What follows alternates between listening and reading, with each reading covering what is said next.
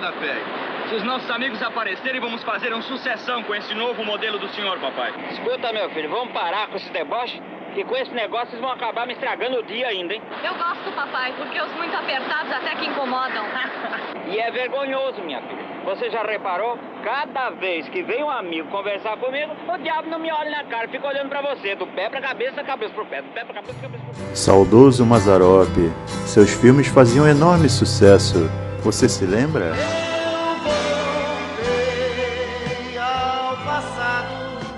O ano de 1965 foi um período de intensas transformações e memórias que ainda ressoam com nostalgia.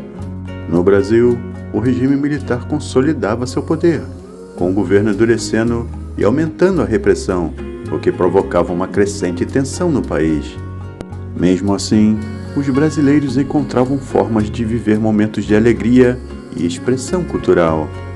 Na música, a Jovem Guarda dominava as paradas de sucesso com Roberto Carlos, Erasmo Carlos e Vanderleia, liderando o movimento que encantava os jovens com suas canções leves e contagiantes. Quero que vá tudo pro inferno, e Roberto Carlos foi um grande hit que marcou o ano, ecoando nas rádios e nos bailes por todo o Brasil. Era um ano de contrastes, de desafios e, sobretudo, de esperança. O rádio ainda era o companheiro inseparável das famílias, trazendo as notícias e as músicas que embalavam o cotidiano. As ruas das cidades brasileiras estavam cheias de vida, com crianças brincando livremente, jovens sonhando com o futuro e adultos enfrentando dificuldades com uma resiliência admirável. Este foi um tempo em que a simplicidade e a fé no futuro ajudaram a superar os obstáculos, deixando uma marca indelével na memória de todos que viveram aquela época maravilhosa. O ano de 1965 foi marcado por profundas transformações e eventos significativos, tanto no Brasil quanto no mundo. No Brasil, o regime militar consolidava seu poder enquanto a economia e a sociedade passavam por mudanças rápidas. Internacionalmente, movimentos políticos, culturais e tecnológicos estavam redefinindo o futuro. O presidente do Brasil era o Marechal Humberto de Alencar Castelo Branco, o primeiro dos presidentes militares. Este foi um período marcado por significativas mudanças políticas e sociais, bem como uma atmosfera de repressão e censura. Nas grandes cidades como Rio de Janeiro e São Paulo, o crescimento econômico estava trazendo modernização e novas oportunidades de emprego, embora também aumentasse a desigualdade social. As famílias urbanas começavam a adotar eletrodomésticos como geladeiras e televisores, que se tornavam mais acessíveis. A televisão, em particular, começava a ganhar popularidade, embora ainda fosse um luxo para muitos. Já nas áreas rurais, a vida seguia um ritmo mais tradicional, com muitos brasileiros ainda dependentes da agricultura. A migração interna, com pessoas deixando o campo em busca de melhores oportunidades nas cidades, começava a se intensificar, preparando o cenário para desafios urbanos das próximas décadas. Falando de política, em 1965, a política brasileira estava sob forte controle militar. Nesse ano, foi implementado o Ato Institucional número 2, que dissolveu todos os partidos políticos existentes e criou um sistema bipartidário, composto pela ARENA, Aliança Renovadora Nacional, e o MDB, Movimento Democrático Brasileiro. A economia brasileira estava em expansão, impulsionada por políticas de desenvolvimento que priorizavam a industrialização e a infraestrutura. No entanto, a inflação e a desigualdade social eram problemas persistentes. Falando agora sobre a política internacional, esse foi um ano de intensas mudanças políticas e sociais no mundo. A Guerra do Vietnã escalava, com os Estados Unidos aumentando sua presença militar. A luta pelos direitos civis nos Estados Unidos também atingia um ponto crítico, com eventos como a Marcha de Selma em Montgomery, liderada por Martin Luther King. No cenário cultural, 1965 foi um ano vibrante. Os Beatles lançaram Help, um álbum que se tornaria icônico, enquanto a moda e os movimentos culturais refletiam as mudanças sociais e a rebeldia da juventude. O filme Help dos Beatles não apenas consolidou a banda como um fenômeno global, mas também capturou o espírito da época, influenciando a música, a moda e a cultura pop em todo o mundo. No mundo dos esportes, 1965 foi um ano de grandes eventos. A Fórmula 1, por exemplo, viu o domínio do piloto britânico Jim Clark, que ganhou seu segundo campeonato mundial. Boxe também chamou atenção com lutas memoráveis, incluindo as de Muhammad Ali. Em 1965 vivia a efervescência do rock and roll no mundo todo. Mas e aqui no Brasil? O que mais tocava nas rádios? Vejamos.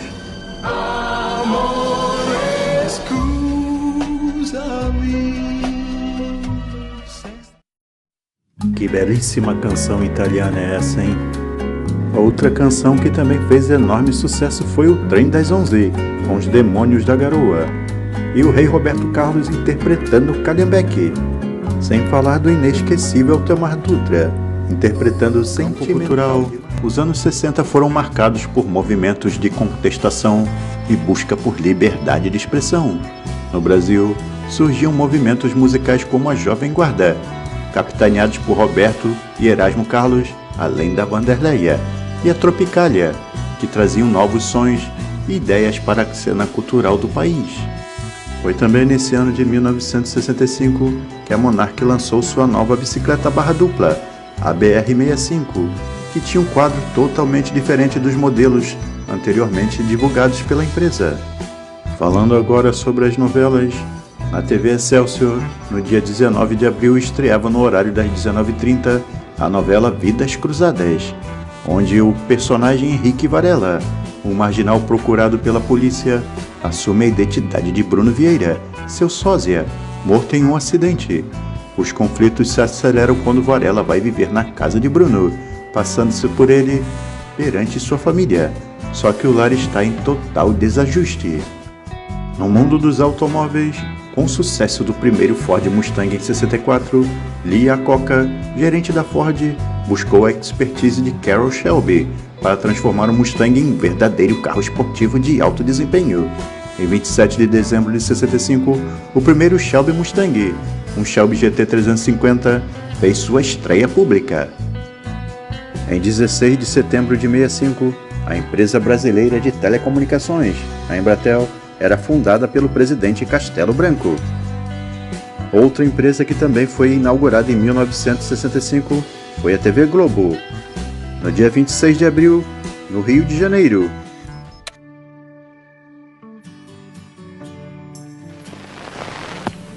O quê? Só o que me quer que eu tô assistindo dizer que é gostoso? Não, churrascos, leite, queijo,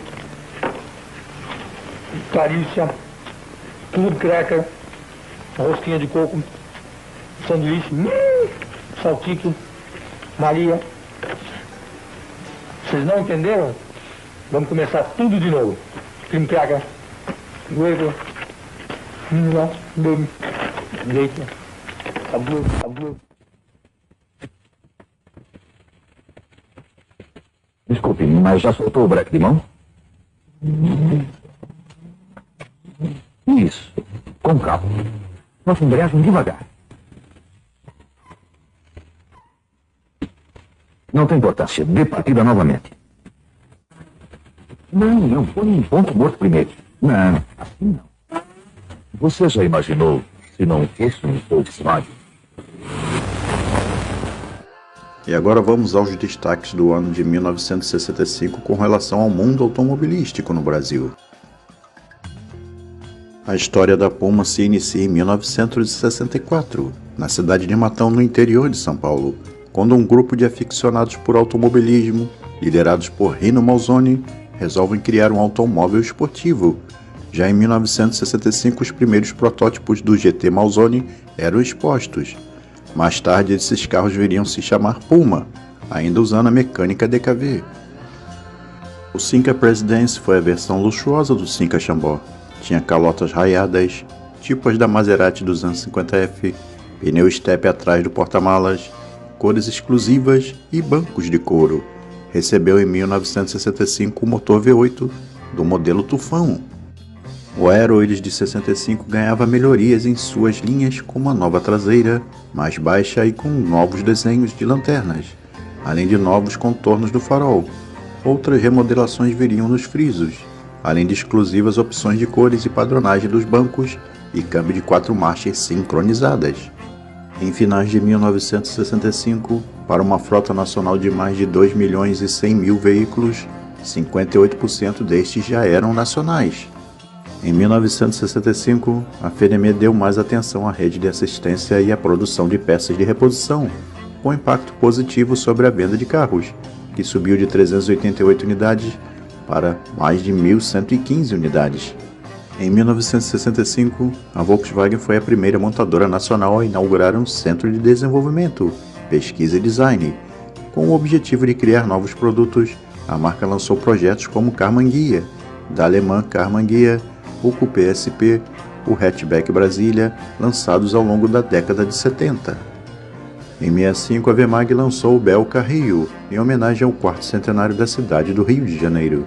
E os carros passaram a ser equipados com sistema Lubrimate, que dispensa a mistura óleo e gasolina direto no tanque. E agora vamos ao ranking de venda de carros do ano de 1965.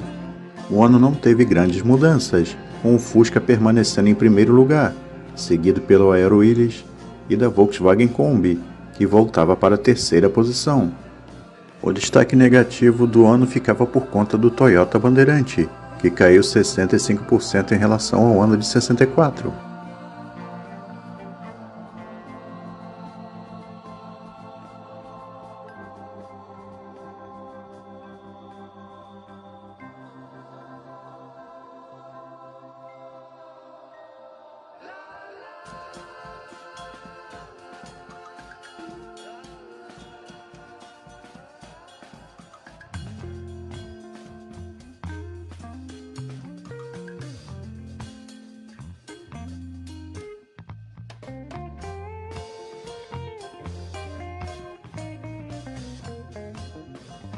Agradecemos aos gentis amigos por terem assistido até aqui nosso vídeo.